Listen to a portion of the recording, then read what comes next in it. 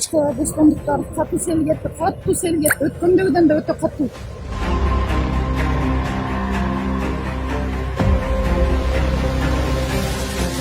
Gece 17-июнда нөшөрлөп жааган жаандын кесепетинен Нокен районунун эски Кочкор Ата жана Бостон айылдарында сел каптаган. Анын кесепетинен сел суулары бир нече турак жайларга жана үлүш жерлерге кирген.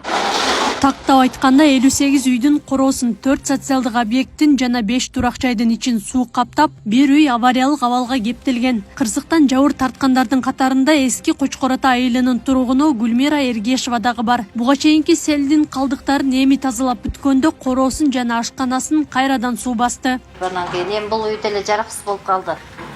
Ошентип ремонт эми бүтүп эми оңдодук десек, биягына мындай болду. Эми муну булуш керек, отурганга болбойт. Аягы жеп кетиптир, жана балдар келип тартып көрүп кетишти.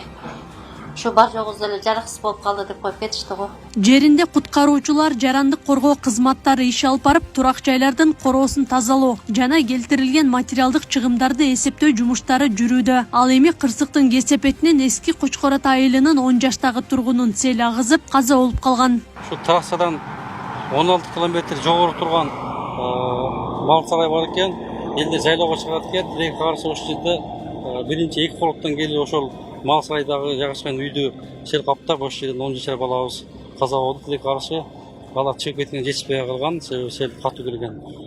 Министрдин тапшырмасы менен түнү менен келдим, эртең менен таң аман келип калыптан баштап кыдырып атабыз. Маалым болгону кече сел суулары Бишкек-Ош унаа жолунун 518-чакырымын каптап, 1 чакырым аралыктагы жолдон сел суулары аккан. Ошол эле күнү унаа жолу тазаланып, эки тараптуу ачылган. Апрель айында сел канабыз бар эле, дамба. Аны мурунку селде жеп кеткен. Жакында эле жергиликтүү бийлик, өзгөчө кыргызстан министрлиги тарабынан ордунда кайра келтирип, калына келтирип, куруп бүткөнбүз. 15 күн мурун ишке бергенбиз. Бирок суу батпай кечегинде эки эсе көбүрөөк келип, дагы жеп кетти. Бирок ал сел канабыз өзүнүн ролун аткарды десек болот. Себеби суу келип туруп, ошол жерге топтолуп, өзүнүн ылдамдыгын азайтып, дагы да коркунучу азайтып, ошол суу топтолуп, ашып кеткенге чейин ылдыйкы айылды эвакуация кылып чыгарганга да кошумча сел арыктары казганга жетишип калды.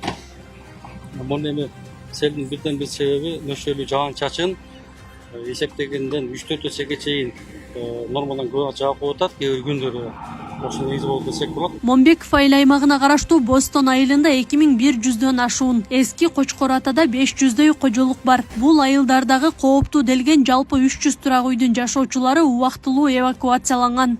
90% негизинен туугандарынан өздөрүнүн ушул коопсуз жайдагы үйлөрүнө көчүп чыгышты. Ал эми калгандарына биз ошол Кочкор Атада керемет санаториясынан место кылганбыз. Ошол баарына жетет. Ошол үй жайы жоктор, каяка барардай билбегендер ошол жерге жайгаштырып атабыз. Буга чейин апрель айында өлкө аймагындагы бир катар облустарда сел жүргөн. Мындан улам Жалал Абад облусунун Нокен районунда жана Сузак райондорунда өзгөчө режим киргизилген. Өзгөчө Кырдаалдар министрлигинин маалыматына ылайык, апрель айындагы кырсыктардан облус аймагындагы 102 короо жайды, 1 мектепти суу баскан. Акылай Карабаева, регион.